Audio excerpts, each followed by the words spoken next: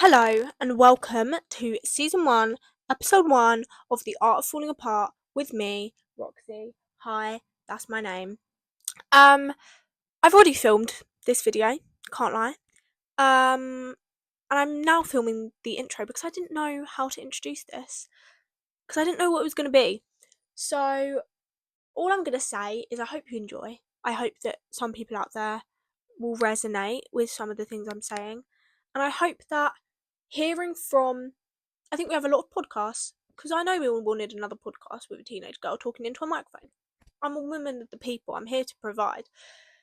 I know that there are a lot of podcasts out there of 20-something-year-old women, men, anyone, adults, talking about their past experiences and giving advice. And I think that is so wonderfully helpful to look back on your experiences and see what you could have done better and share that. But I do think sometimes it's nice to hear from someone who is currently going through it. And I feel like sometimes you need someone to go through it with together. So this is here for anyone who doesn't have that person. I will be that person. I will happily be that person. And you guys will be that person for me. Because sometimes you just need a space where you can talk about whatever you want to talk about.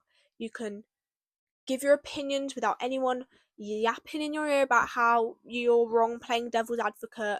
That's weird. I hate when people do that.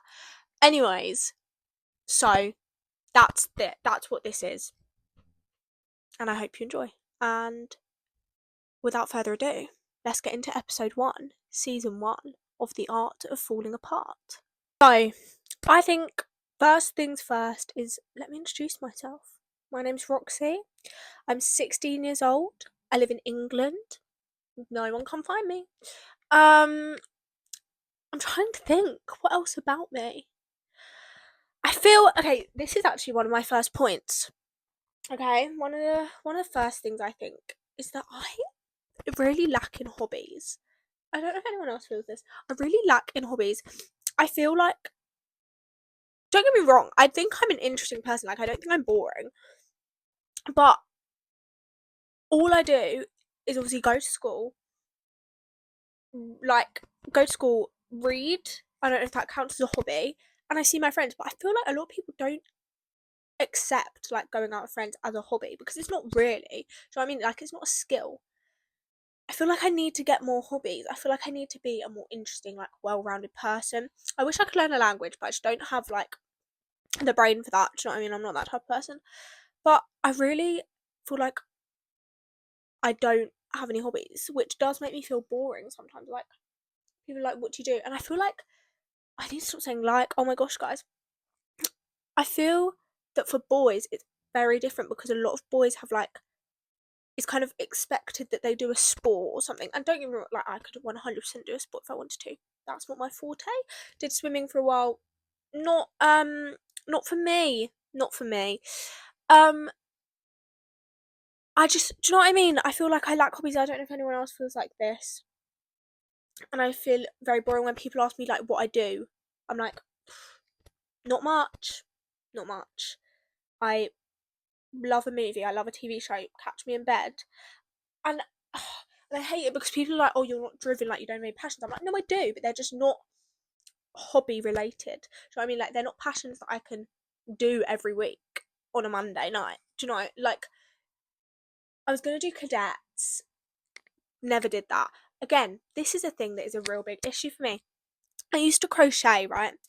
And I gave up. I quit crocheting. I still know how to do it, but like, I just don't do it anymore because it took me a year to make a blanket. It took me a year because I just give up. I give up easily. I'm very impatient, and it's something that I'm trying to like work on because I expect things to just happen. Do you know what I mean? Like, I expect things to just happen to me instead of actually doing them. So I'm like, oh, I wish I had a hobby. But never once have I gone out and signed up for a club or signed up to do something. Do you know what I mean? Like, I very much expect things to just come to me, which is obviously not going to happen. But it's an issue that I'm aware of and I know I need to work on. It's the same with school. Like, I expect to get good grades. I'm not stupid. Like, I'm quite a clever person. think. Not in like a braggy way, but like I've always done well in school. And I just expect that. And I do think that comes from this sort of like gifted kid burnout sort of thing, that people talk about a lot, is that when I was little, in like when I'm saying like little like primary school energy, when I was little, I was I was good at stuff, just naturally good at stuff, naturally gifted, naturally good at school. So I never had to try.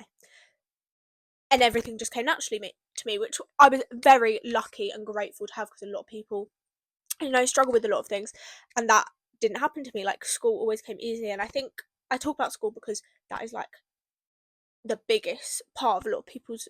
It's the biggest part of people's lives. You know what I mean? Like, school is, especially at my age and before, like that was what I was doing all the time, and I was good at it. Like, I was naturally good at it.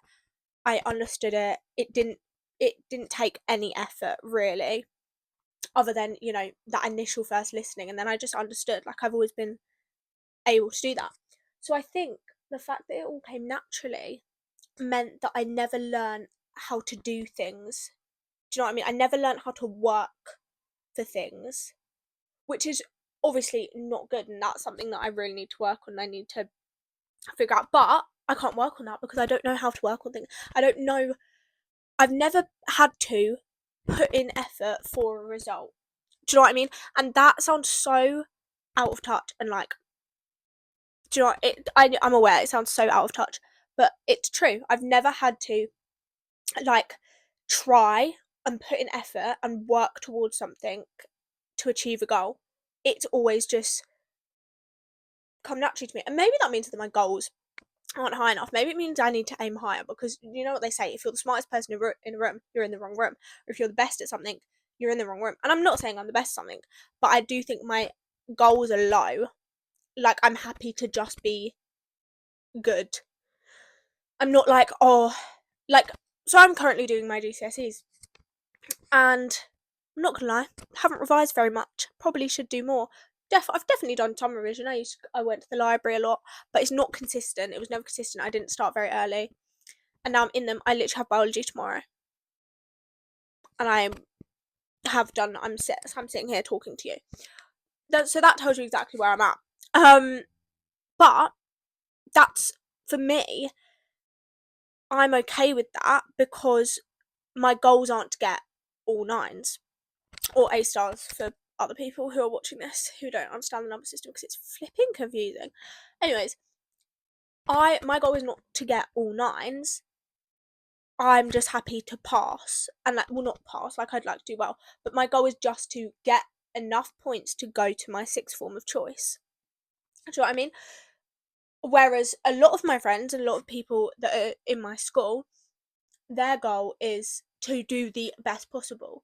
But I think I'm very aware of the fact that these mean nothing. Like, not that obviously mean something for your next steps, but like, in 5 years' time, no one's gonna care what I got my GCSEs. So I then don't care, which is a very bad mentality to have, because right now that is the biggest thing. So I should care, but I just know I'm not going to. Therefore, I don't now. Do you know what I mean?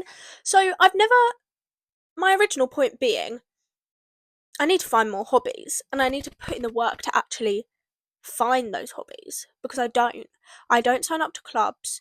I don't, and you know what, there are so many things that interest me, but I do think, and I think this is my own self, I limit myself by thinking that the things I'm interested in don't have clubs. Do you know what I mean? Like, I'm not interested in physical things like sports, like cadets, like things like that. I do musical theatre, but I do 2 shows a year. I do my school show and I do one outside of school, and that is a few weeks out of the year. But that's not things I do once a week. People go dancing. I used to go dancing. I quit because it just wasn't for me. And my sister, my older sister, she's a fabulous dancer, and she does that as her career now. And do you know what I mean? Like, I just haven't had that passion for things. But I think that's because I haven't actually tried that many things. I loved swimming, but the people were horrible. And I think that's also a thing, is I need to stop letting other people dictate how I live my life, because I loved swimming. and now I don't go anymore because the people there were not nice. But at the end of the day, I was there to swim. I also didn't like competing. I'm not a competing person, do you know what I mean? And I feel like a lot of hobbies, you go, you do the thing, you get good, and then you have to compete. I don't want to compete. I just want to keep doing it. I just want to keep getting better. This is another one of my things, is that I am really passionate about learning new things, learning new skills. But again, I don't do it because I'm lazy. I think all of my problems come down to the fact that I'm a lazy person. Innately, I'm a lazy person, and I don't want to put in the. I like to. I feel a sense of accomplishment when I've done well with the minimum amount of effort. I think, wow, look at you! Like, you passed your exams and you didn't even have to revise. Like, that's impressive. When really, what is impressive is doing amazing in your exams and having that sense of achievement that, oh my gosh, all my hard work paid off. But I don't get that sense of achievement. Think I do think it's a little bit egotistical, but I'm like, wow, look at me. I can do that all with no work. Like, wow, I'm so naturally gifted, which is not true because I don't do things that I'm bad at. So of course I'm gonna think I'm great because I only do things I'm already good at. Do you know what I mean? Like, you're not going to catch me doing a race because I know I would lose and that would make me sad. So I just don't do it. But then obviously I'm going to be good at things because I'm choosing to only do things I'm good at. Do you know what I mean? And I think probably a lot of people can relate to me on that. The fact that I limit myself out of fear of failing, which is so cliche because everyone has it. No one likes to fail. No one has it. No one likes to be bad at things. So it's not profound. Do you know what I mean? It's not this crazy thing. Oh, you don't want to be bad at things, so you don't do things you're bad at. Yeah, no shit. Well done. But I think it's something that I really need to work on as a person because it's not just it will slowly start to affect other things. Do you know what I mean? Like, I won't go and do things out of fear of rejection, that fear of failure gets bigger and bigger and bigger until you're scared to even like speak to people. Do you know what I mean? Which has never been an issue for me. Obviously, I'm literally speaking to myself right now. But yeah, I don't know, guys. I think it's very interesting. Sometimes I do feel like a boring person because I just don't do that much stuff. But then I also think if everything about you is like if the most interesting things about I don't know how to word this without sounding mean, but I'm not trying to be mean, is that some people do so many clubs, so much stuff, so many extracurriculars, and I'm like, surely you can't enjoy all of them because they're so different. And like, I am very much of the mindset that like, of course people can do an array of different things, but at your heart and soul, everyone, all of my passions are quite similar. They're all of the similar ilk, similar vein of like energy. Do you know what I mean? Like, I'm not a STEM person, and I think I feel like that for everything. Like, everyone is sort of a type of person, and I think if you're doing like so many hobbies, surely it's not fulfilling anymore. It's just stressful. It's just overwhelming. And maybe I'm wrong. Maybe people thrive on that. Maybe I'm just not one of those people. I wish I was. One of my friends, I love her. She's so iconic. She plays like 7 instruments, does a million sports, is doing so well in school. And I just think, even I'm impressed. But then I also think, like, gosh, you must be so tired. You must be so tired. And I never see her outside of school. Like, we never make plans. She doesn't come to a lot of the parties and like gatherings and outings because she's got so much to do. And do you know what? Fair enough. Like, you're turning down things left, right, and centre because you're just too busy. And I think that's a gift, is always to be busy. Like, I'm never going to be upset if I'm busy. I think that's fabulous to have so much to do that you have to pick what you want to do. Like, I think that's great. But I do think, like, do you ever just need time to relax? And maybe that's just the type of person I am, that I need that time to unwind and chill out. And do you know what I mean? Like, I I'm very much a high energy person, and I can be very much very like go go go. But at some point, I'm going to crash and burn, and then I need that recuperation time of I need to have a solid, sometimes even like a few days where I have no commitments, no obligations, and I can just relax. And I think everyone does need that, no matter what type of person you are. That's why I think like if you have too much stuff going on, then you're never having a chance to just breathe. And I don't think that would be good for me. But I definitely do think that I need to up my participation. I think is the thing, because I love hanging out with my friends, but then my friends are like, sorry, I can't see you, like I'm doing this, and I'm like, oh, and I'm not even upset, because I should be doing things. Do you know what I mean? Like I go to the gym, love that, but I do that like 1 hour a day. And I also, again, I think a lot of the things that I find pleasant to do, like a lot of the things that I would say were my hobbies, I feel like aren't seen as hobbies. So like if someone was to ask me, "Oh, what do you do in your free time?" and I was like, "I watch movies, or I read, or I go to the gym." Like, yes, those are all things I do, but those are kind of things that everyone does, and then they have hobbies on top of that. So I guess my basic point is that there's kind of not much about me. I have a lot of thought, and I think a lot, which is that was the most cringe thing I've ever said, and that was giving so much like I'm such a thought daughter, teenage girl thought daughter. Shut the fuck up, Roxy. But I think other than that, I feel like sometimes I don't have much substance. I feel like I'm just sort of there. I'm just sort of there. I'm just sort of like I have so many opinions on things, but I feel like they're not valid because I don't actually have that much life experience doing stuff. Do you know what I mean? Like, and obviously that comes with age as well. But I have, like, I feel like I'd have more validity as a person if I did extracurricular activities, which is so crazy because I don't know what that pipeline is, how those connect. But I also think, like, so I have my group of friends who I love and adore, and they all have separate friends from their activities. And I think I'm really limiting my social interaction. I'm really limiting myself as a person and my growth that could happen as a person by not doing things outside of school and outside of like my like I have no, unless I actively make myself, other than school, I have no reason to leave my house, and that is an issue, because that should not be the way. I should have things, I should have commitments, because it teaches you discipline and it teaches you all these things, which are all things I lack, which I think then feeds into the fact that I don't work hard at things. Wow, it's really a cycle. It's really a cycle. And I think having something that you commit to, so like I used to have a job. I quit for GCSEs. I need to get a new job. I've been scouring everywhere. I loved working. I hated the place I worked, don't get me wrong, but I loved having something to do, a commitment, something that I did, that I knew I had to be there. The people there, like, I hated my job. I hated it. It was hell.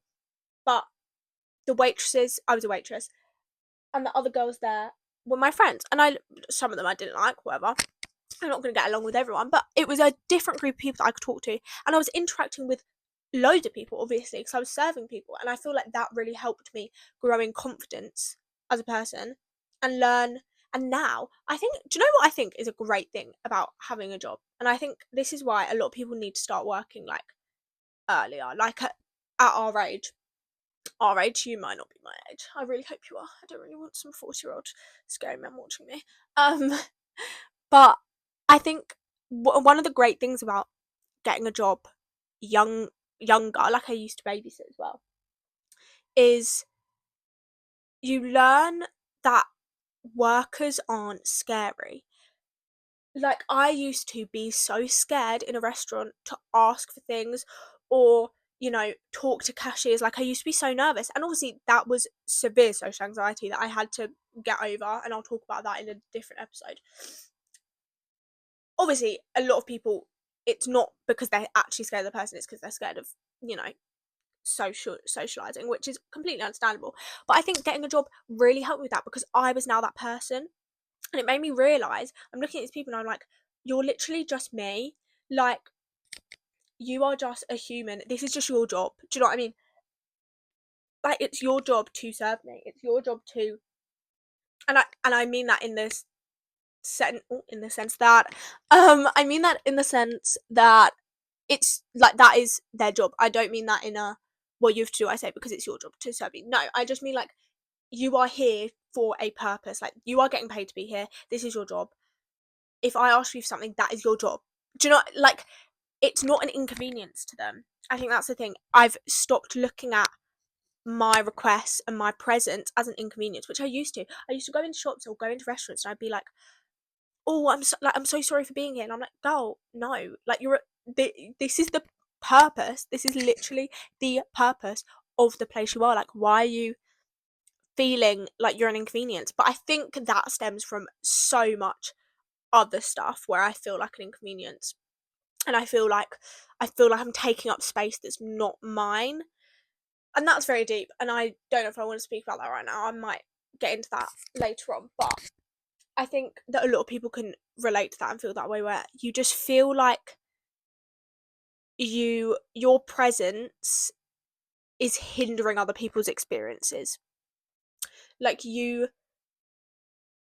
are I feel like I'm not adding anything to the situation, therefore I'm taking away from it. Do you know what I mean? Like, and that sounds so deep for shops and restaurants, because obviously it's not that deep. It's never that deep. But that's how I feel, and I think that obviously that does stem from a lot of issues with being told that I was an inconvenience, and being told that I was annoying, and being told that I was taking up space and being too loud and being too much and being too blah blah blah, which I think, oh my gosh, so many people will understand that. I'm a certain genre of person. I'm not original. There are so many other of me, and we've all had not the same experiences. I'm not saying that we've obviously not had the same experiences, but we've had the same experience in the sense that I'm not the first person to be told that I'm too loud, too much, too in the way. And it has such a major effect, and it does really influence those small things. And do you know what I mean? Like, I never thought I'd be sitting here, and I'm thinking of this as I'm speaking right now, and this is really a revelation for me. I never thought that my lack of hobbies would come back to the fact that I feel inadequate. That's a crazy pipeline, but unfortunately, these things affect our lives on such a minor yet major scale. Do you know what I mean? These little things that we don't do or can't do or feel like we can't do come back to these larger issues. Do you know what I mean? And it's difficult, because someone would just say, well, like, you need to work at things, you need to go do things, like, you can just do it, like, no one's stopping you. And I'm like, yeah, you're so right, but to be able to do that, I have to unpack all of this other stuff, which is so dramatic, like, and not in a bad way dramatic, just like, it is dramatic, it's big, it's crazy. And people are like, no, well, no, you're being stupid. Like, that's obviously, you don't obviously have to unpack all of these past psychological issues to be able to go horseback riding. And I'm like, no, you're right, technically I don't, but you also kind of do at the same time. Like, sometimes things do have a root cause, and sometimes you have to deal with that root cause. Do you know what I mean? Like, you have to get rid of the source, otherwise it will just keep happening. The cycle will repeat itself. Unless you tackle the source of the issue, the cycle will keep repeating itself. But anyways, this has been a great episode, I feel. Great first episode. It was meant to be just an introduction. I feel like I didn't introduce myself that much, but then again, I don't think there's much about me that is that interesting. So I hope you enjoyed. Comment down below your hobbies so that I can pick up some inspiration, and maybe I'll start one. Maybe next episode I'll be telling you how I've signed up to do some sort of class. But I really hope you enjoyed. This is season 1, episode 1 of The Art of Falling Apart. And yeah, I will see you next time, guys. Hopefully, please tune in, subscribe, post notifications, thumbs up or thumbs down. Do you know what? I'll take the constructive, maybe thumbs up, then comment your constructive criticism. That would be nicer. But yeah, I don't know how long this is. I don't know how long they're going to be. I apologise. I also don't know when I'm going to post, but I'll let you know. So yeah, bye. Loves ya.